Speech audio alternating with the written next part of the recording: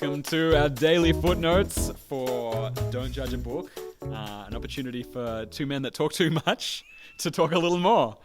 We didn't get to address all the questions that came in last week as we thought about the Bible's trustworthiness, and so we have a few questions we're going to go through over the next few days. Our first one comes from what seems to be a fine young man. He calls himself Nate. Hey Chris and Jason, love what you guys are doing. Keep up the good work. My question is, how is the Bible put together as one book? And why should I trust the canon? And why should I trust that the books that we have are actually the right books? Thanks. Jason. That's a good question. Heavy days. Yeah, heavy days. That's a little Nate joke for everyone. All right. Do you want to start? Will I start? You can start it.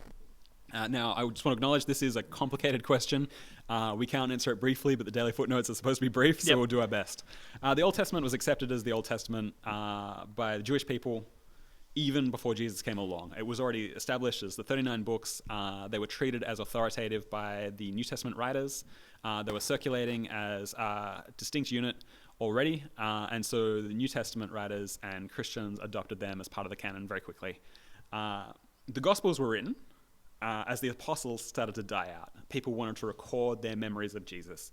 And so we had an oral tradition very early on, which got put into the written Gospels that we have today, Matthew, Mark, Luke, and John.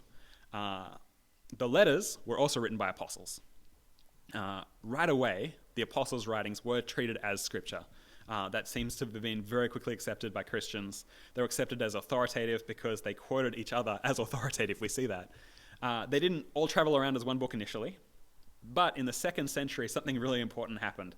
A guy named Marcion, he rejected Matthew, Mark, and John, and most of Luke, most of the New Testament, made his own New Testament, which sort of pushed other Christians to say, well, hang on, what should we have in? And so that sort of really got the discussion going further. Which books are authoritative? And they decided on, over time, sort of 3 tests. Apostolicity. Did it come from an apostle? Was it an associate of an apostle who wrote it? Is there a connection to those who are eyewitnesses of Jesus and his resurrection? Orthodoxy. Did the books make sense together? Did they not contradict each other? Did they work together? Catholicity. Were they accepted generally everywhere and through different generations?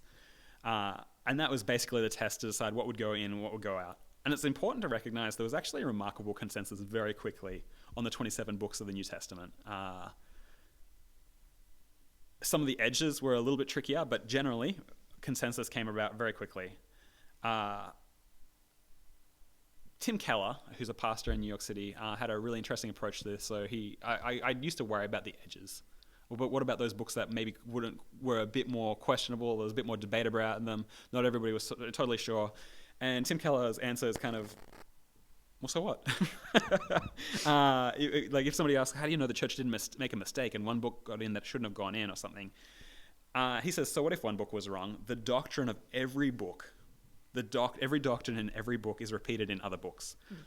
So there's no one doctrine that comes from one book of the Bible. It's held up by a bunch of different books at different places.